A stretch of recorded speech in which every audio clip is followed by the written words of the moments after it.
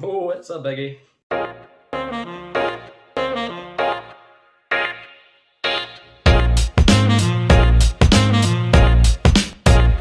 Hey, how's it going? And welcome to Whiskey Whims with me, Stuart. Today we've got the thing that everybody's talking about, or was talking about, we're talking about. I've kind of jumped and missed the boat, missed the train. But anyway, people were talking about this at one point. It's the 2021 Kilkerran 8-year-old cask strength, matured in Oloroso, recharred cask, bottled at 56.9% ABV, and the RRP was round about £45 to £50, and some shops were ridiculously charging £60, even though the RRP was lower. Anyhow, this is non-chill filtered, no added colouring, and yeah, like I said, it's 8-year-old, and don't think there's anything else we can say about it. Most people will probably know about it. Maybe the fact that 2019 they released an Oloroso one as well, and it was highly regarded in the whiskey community, and it was a fantastic whiskey. I didn't get a bottle, unfortunately, but I had a sample, and I've tried it a couple times as well at festivals and things. So it'll be hard not to link this to the initial release or the 2019 release, but in the same light, I'm terrible for doing things like that anyway, because I'll always be thinking of the other 8-year-olds, the bourbon versions. Yeah, we'll get down to the nose, the palate, and the finish. It's a hefty whiskey. I mean, it's 56.9 in the Oloroso. It's a beautiful colour. There's no getting around that. But yeah, we'll get down to it. Oh, jeez. So, when I first opened this, my first dram was way too much sulphur. Very eggy, very sulphuric, very off-putting. And once I got maybe 2-3 drams in, it opened up a lot more. That sulphuricness went away. However, straight away on the nose, I'm definitely getting sulphur. It's not overly eggy. It's not horrible. It's just a little sulphury is there. It's definitely spent matches. These burnt out matches are here. That chemical reaction that you get with lighting a match, striking a match. It's exactly like that. Now I'm stealing this scent off my girlfriend, so I asked her to smell it when I was getting the egg, and her nose must not be very accustomed to sulphur, or maybe just able to see past it, but she got toffee fudge donut, and there's a sweetness there, a caramel, a toffee, and it is for me a toffee fudge donut. So that's what I'm going to do. I'm going to steal her tasting notes. The charred element's definitely there in the sense of charcoal. You're getting soot, charcoal, yeah, burnt, like I said, burnt matches. There's a jam element to it though as well, a little tarty. I feel like with you get the mince pies at Christmas, so not mince as in beef mince, but mince as in the fruit. There's definitely that there. It's very complex. There's a lot going on. Yeah, it's a little damp kind of grime, dirt, just funk in general. Springbank, Kilkerran, Campbelltown funk, Dunnage Warehouse, dirtiness, yeah, real earthy, that peat, that kind of funky peat. It's a funky nose, very funky on the nose. I don't know why I got excited by that, but it's an awesome, it's an awesome nose. Once you get past the initial sulphur, it's changed as it went down the bottle, but once you get past the initial sulphur, it's just a brilliant nose. So much going on, so much depth. The palate, raspberry jam, burnt meat, burnt let's go burnt steak. Yeah, it's very, it's got that iron element, that kind of blood element, like a rare steak, but with a nice charring outside. So maybe you've just, how do they do the char? Is it on the grill, the frying pan, on a barbecue? So let's just say that. Let's just say you've fried a steak. It's rare, and then you just slam it on coals or the barbecue and just give it a nice char. It's brilliant on the palate. This is very meaty. It's dense. I'm just trying to see. I thought I might have seen some sediment in there. It's the char elements there for sure. Try to think what else I'm getting here. There are fruits, dried fruits, kind of sherry. It's typical sherry, so I don't want to get into those flavours too much. I want to try and focus on the other flavours, but there is sherry flavours there, obviously, like your raisins, your rum, kind of, I wouldn't say Christmas cake, but it is dense. It's very dry fruits. Oh, rubber, kind of burnt rubber, or maybe not burnt rubber, but if you've got, I think it's an American term, if you've got an eraser, if you've got a rubber and you're rubbing out pencil or whatever, there's that.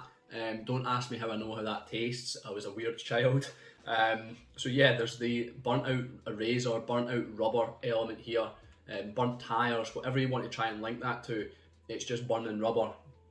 It's in the palate. It sounds absolutely atrocious. Like, why would you want to drink that? But it's amazing. The levels of this whiskey are just fantastic. Once again, the charring, the soot coming through on the palate. Is the mincemeat there again? No, the mincemeat's just on the nose. Just try to see what else, if I can link anything back from the nose.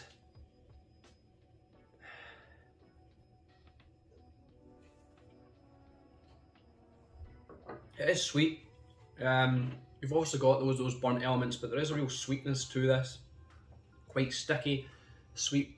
So that raspberry jam, yeah, the demerara sugar, brown sugar for sure. Things like that. It's a nice whiskey. So much going on. Such a contrast from the rubber, the char, to the sweetness, to the dried fruits, the sherry element. It does work really well. In sherry, it works. Do I prefer the bourbon? Yeah, but still, it works. There's no denying it, and there's no point in trying to argue that it doesn't work, because it does. The finish is long, definitely long. It's once again spent matches on the finish. There's more kind of caramelized sugar, kind of toffee, burnt toffee or toffee sauce, something like that. Very sweet in the finish. It's drying on the finish as well, that kind of sherry dryness. You want to have more. Like, this is very easy drinking. It's a powerful whiskey, just under, it's a 0.1% under 60%, but it doesn't really, you can feel the power, but you would be able to drink this over and over, I reckon. Well, I could. It's quite quaffable, quite scoffable, and I could just keep going. But yeah, I'm trying to think what else is in the finish. Nuts, I just got a little bit of nut there, maybe a nutmeg. It just kind of hit the right bit, hit the spot. So nutmeg there, tannins for sure, like a wood element. Is there much burntness, much charring in the finish? Maybe just the soot again. The soot's kind of throughout, like burnt out wood. We know what soot is, like dustiness. So will we get down to the rating of the whiskey? So the three elements that I rate my whiskey by, would I buy it again? Would I recommend it? And do I think it's worth it? So before I get into that, I'll just keep you hanging on. I think you know what it's going to be anyway, but before I get into that, comparing this to last year, or 2019 version, 2019 version, from what I can remember, was better. It was a lot juicier, wasn't as sulfuric, wasn't as dirty for me last year, 2019, sorry. It was a little bit, yeah, a little bit fresher, a little bit juicier. But this, to me, could be, I don't know, I like the dirtiness to this. I like this. This, to me, feels more raw. It doesn't feel as refined as 2019's version. It just feels a little bit more funkier, a little bit dirtier. But I never had a bottle of 2019, so I couldn't say for sure which one I would choose. But 2019 version maybe just edges it, although this funkiness, this dirtiness in this is lovely. So I definitely recommend this. It's a FOMO whiskey. It was hard to get a hold of, but yeah, I would recommend that if you can get a sample of it, try it. It's definitely worth trying. Would I buy a bottle again? I probably would not buy a bottle again. Now that's a toughie.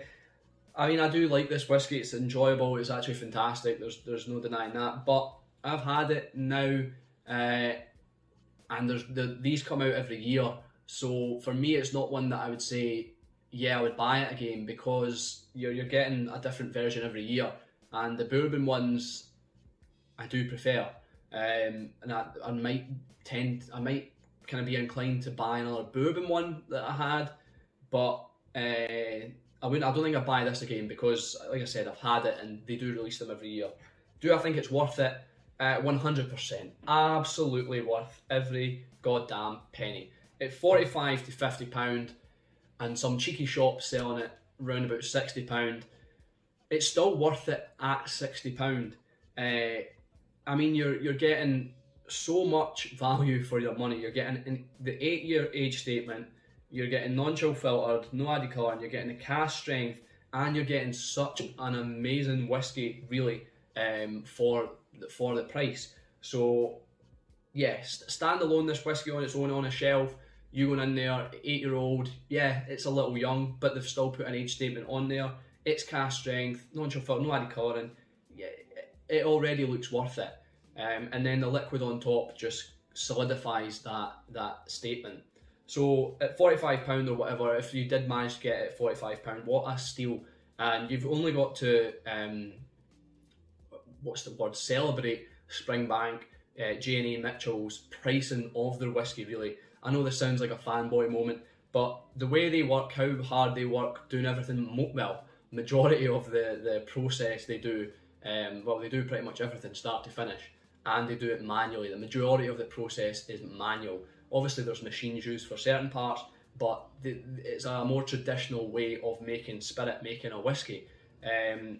And for people not to open their whiskies, people to sell them, flip them and that, it's a little bit of a kick in the gonads, but there you go, that's life, c'est la vie. This is a fantastic whiskey. If you've got a bottle, get it open, get it cracked, and enjoy it and share it with friends. Don't leave it sitting on the shelf, and definitely please do not flip it, do not sell it. Anyhow, that's my rant over. I've been Stuart, this has been Whiskey Whims. I'll see you later.